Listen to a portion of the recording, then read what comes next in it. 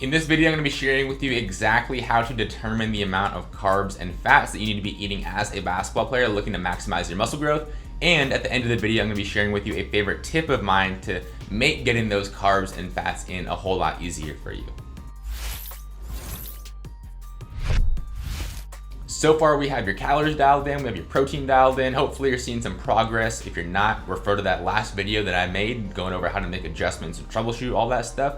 But in this video, we're gonna determine how many carbs you should be eating and how many grams of fat you should be eating. And as always, if you enjoy this, drop a like below. I'd really appreciate that. All right, so what about fat? How much fat should you be eating? What are the best sources? What does fat actually even do in your body? And fat is a fuel source, but it's more of a fuel source at low intensity. So if you're just like me filming this video right now, although this is very intense, it's not high intensity to where I'm using carbohydrates to fuel my activity. I'm using fat, mostly fat right now because I'm just sitting around, pretty sedentary.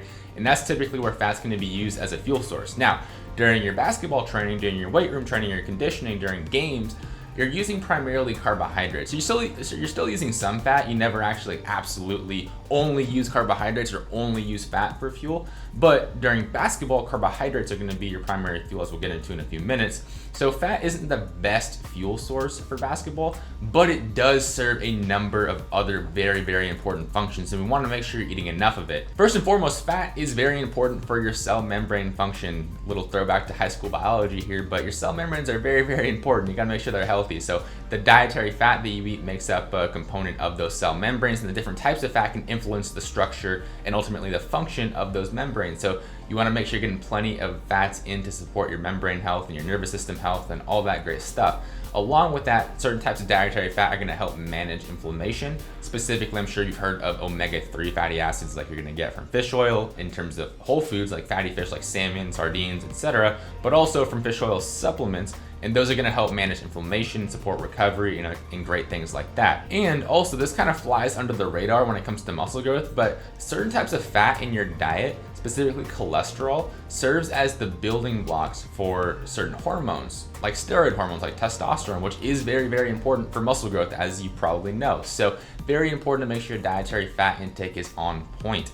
Now, with that being said, we don't want to go crazy with it and go super high fat. Like, we definitely don't want to go keto or anything like that because, like I said earlier, fat's not the best fuel source for high intensity activity. To keep up with the fuel demands, it's just not a suitable fuel source because it can't go through glycolysis, and glycolysis is that anaerobic metabolism that you need to supply your body, your cells, your muscles with that energy that it needs to keep up with your training and perform at a high level without getting fatigued. So in order to meet those other physiological functions, keep you healthy, manage inflammation, keep your cell membranes healthy, support hormone production, you want to have fat around 25%. For most athletes, I typically like to recommend fat intake around 25% because it's high enough to support those functions, but it's not so high that you're impairing your carbohydrate intake. So for basketball players, try to keep your fat intake around 25% of calories. So for example, if you're eating 4,000 calories per day, you would simply take 4,000, multiply it by 0.25, so you're eating 1,000 calories a day from fat. Now, 1,000 calories, not 1,000 grams, so don't go out here and start eating 1,000 grams of fat. You're gonna take those 1,000 calories, divide that by 9 because each gram of fat has 9 calories. So 1,000 divided by 9 would ultimately give you your grams of fat. I'm not even gonna try to do that math in my head, but you get the point.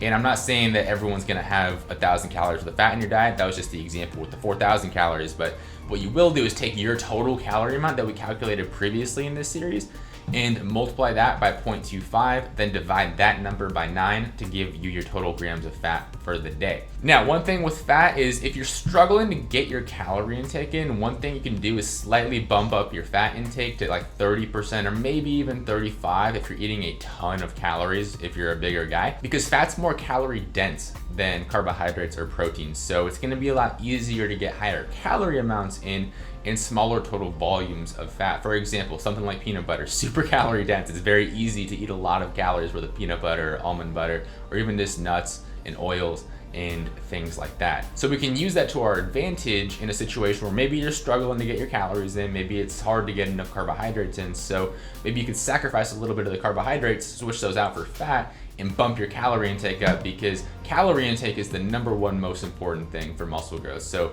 it might be worth making that sacrifice in some situations, but in an ideal world, I'd like to have you around 25% of your total calorie intake coming from dietary fat. Now, as far as carbohydrates, if you've been following me for even a little bit, I'm sure you've heard me talk about how carbohydrates are your primary source of fuel for basketball and your conditioning workouts, your weight room workouts, when you're on the court, training, or in games. Carbohydrates are going to primarily fuel that activity because they can go through glycolysis, they can support anaerobic metabolism, they don't need oxygen to create energy. Even in aerobic metabolism, the rate of carbohydrate oxidation is faster than the rate of fat oxidation. So it's a much better fuel source when you need energy very, very quick, like you do during basketball, because if you run out of energy, that's one of the main ways that you fatigue. So one of the ways to extend that time to exhaustion is make sure you're getting enough carbohydrates. Not only that, but carbohydrates also play a role in recovery and helping with stress management. Because when you eat carbohydrates, a hormone called insulin goes up. When you're training, when you're stressed out, a hormone called cortisol goes up. Insulin and cortisol have an inverse relationship. So when one goes up, the other goes down. So theoretically, by increasing carbohydrate intake or eating enough carbohydrates, or specifically timing those carbohydrates post-workout, we can spike insulin, get cortisol down, get you into a more parasympathetic, recovery-oriented state, which is another very overlooked benefit of carbohydrate intake. And not to mention, they taste really good. And also they're a good source of dietary fiber to keep your gut health on track and a bunch of other aspects of your health fiber is positively linked to. So really important to make sure your carbohydrate intake is on point.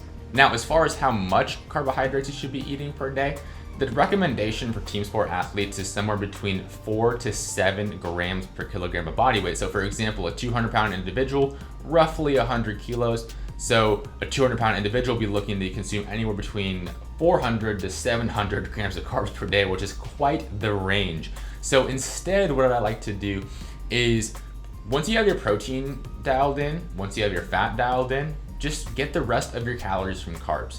Typically, that carbohydrate intake will end up falling somewhere within that recommended range anyway, and it'll give you a much more individualized number rather than just kind of picking a random number between that 300 gram range and hoping you're getting enough calories in. So I would do that instead. So like I said, you have your protein dialed in, you have your fat dialed in, then you'll just take the calories that are left over and you'll get the rest of those calories from carbohydrates. So it requires a little bit of math, but it should be pretty straightforward. All right, so now we have your fat intake dialed in, we have your carb intake dialed in, and that rounds out your ideal macro and nutrition prescription for muscle growth. So that'll give you enough to get you going in the right direction. Of course, there's a bunch of other individual variations and techniques and strategies that we can implement, but this series would be like 20 parts long if we went through all those. So if you have any questions about your individual situation, definitely join the Facebook group.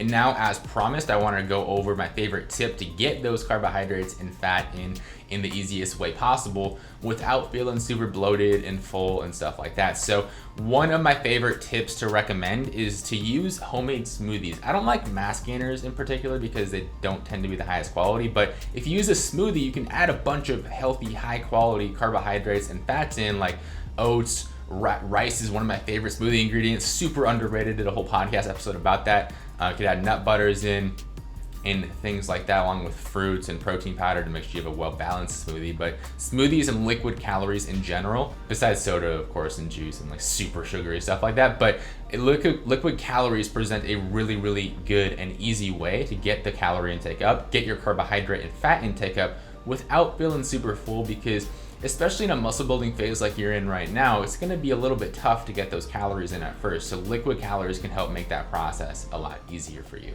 So that rounds out the series. Hopefully you enjoyed this. Definitely be sure to drop a like and subscribe for more videos just like this one.